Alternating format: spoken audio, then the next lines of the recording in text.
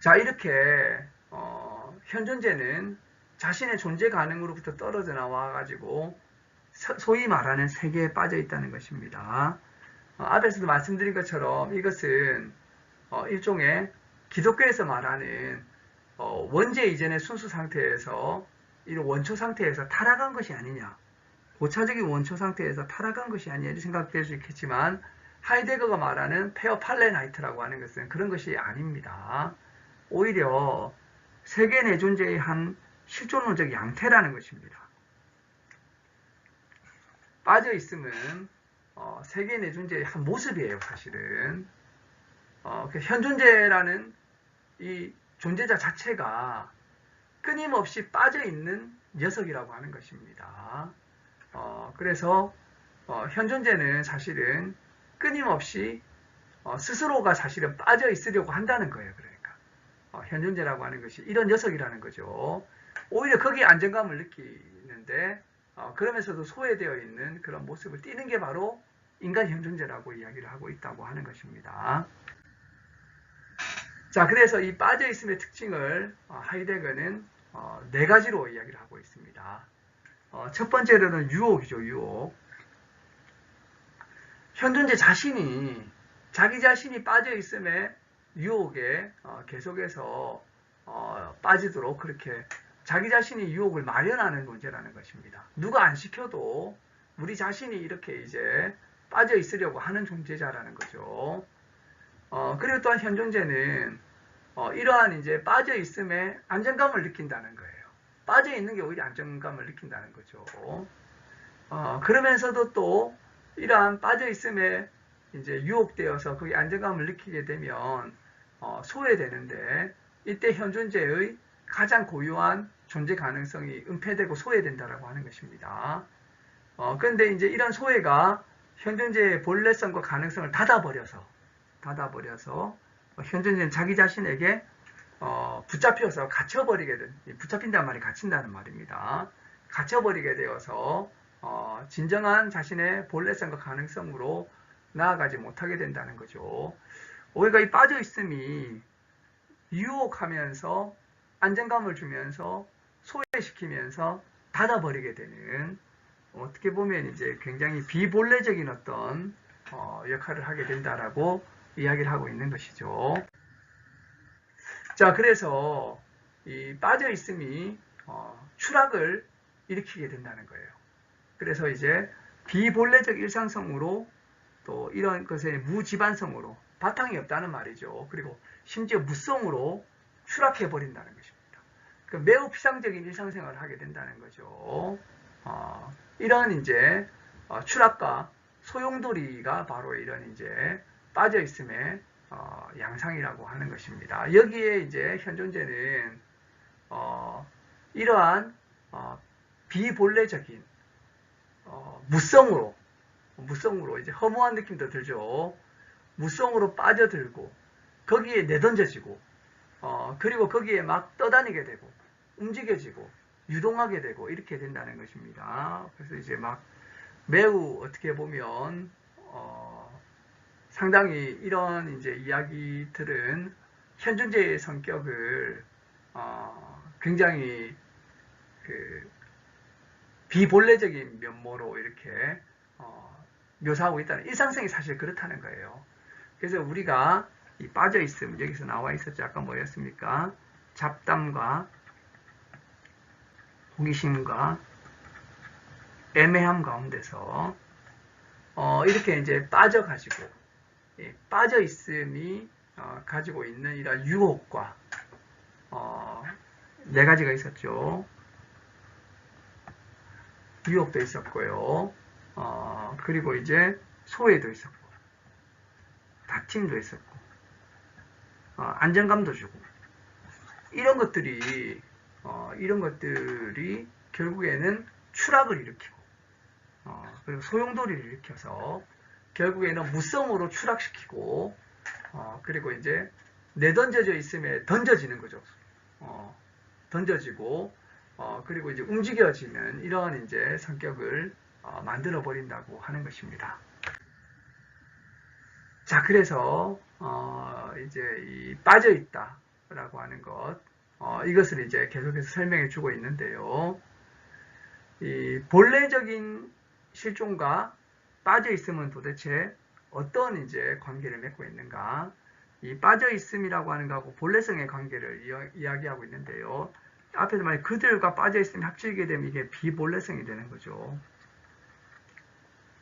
자, 그러면 이 비본래성은 대체 일상성의 모습이죠.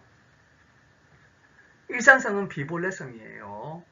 그래서 이제 일상성의 자기는 그들 자기고, 이 그들 자기는 빠져 있음으로 살아가게 된다는 거죠. 여기는 이제 잡담과 호기심과 애매함으로 살아가게 된다는 거죠. 그럼 이런 것들은 타락이냐? 그런 것이 아니라는 것입니다. 본래적인 실존성이라고 하는 것이 이와는 완전히 단절돼 가지고 이거는 매우 진정한 것이고 이것도 완전히 다른 것이 아니라 구조는 같다는 거예요. 구조는 같다는 거죠. 이런 일상성이 변량된 것이 바로 본래성이라고 하는 것입니다. 이 굉장히 흥미로운 이야기죠. 비본래성하고 본래성이 이것이 이제 완전히 종류가 다른 것이 아니라 변량 관계에 있다는 거죠. 변량 관계. 구조는 같아요. 그러나 이제 변량되는 어떤 관계에 있다는 것이 바로 하이데거의 주장인 거죠. 이게 변량입니다.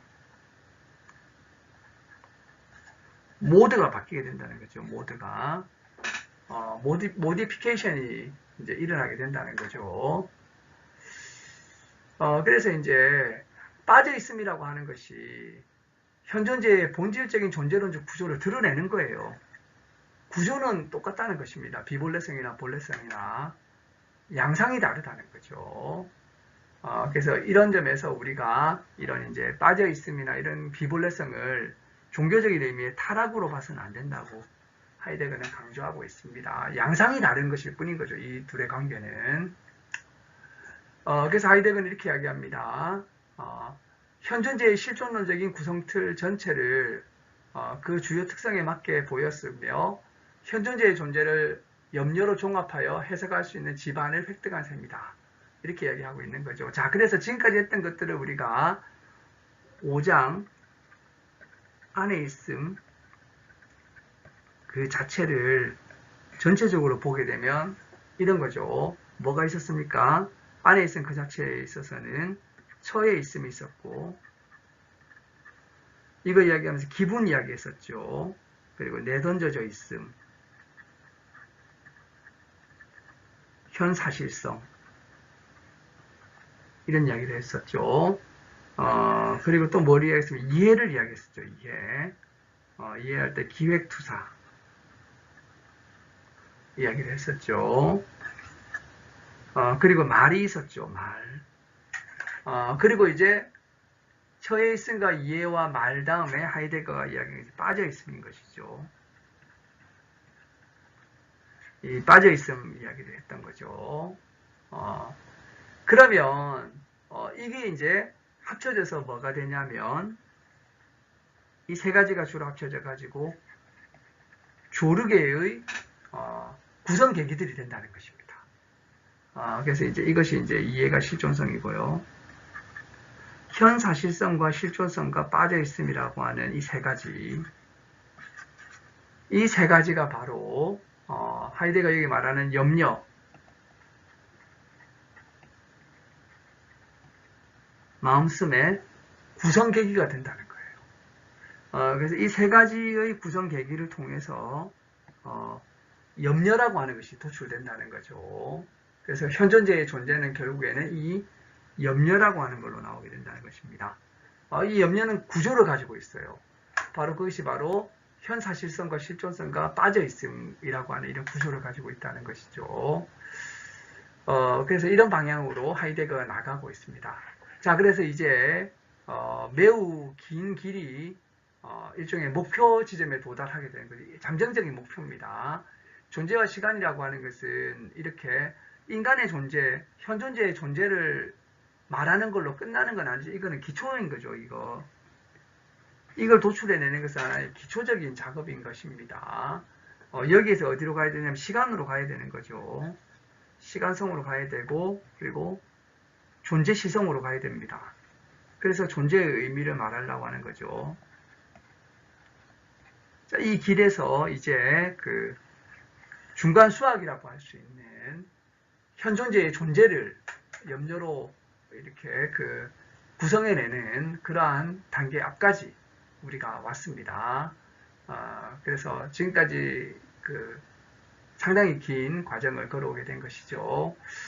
네, 매우 어려운 그런 이제 그 내용들이 많았는데요.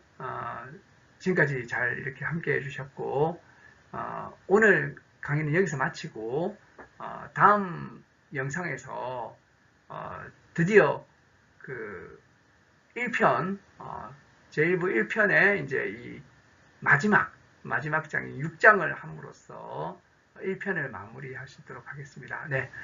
긴 시간 수고 많으셨습니다. 오늘 여기까지 하겠습니다. 예, 감사합니다. 예, 감사합니다.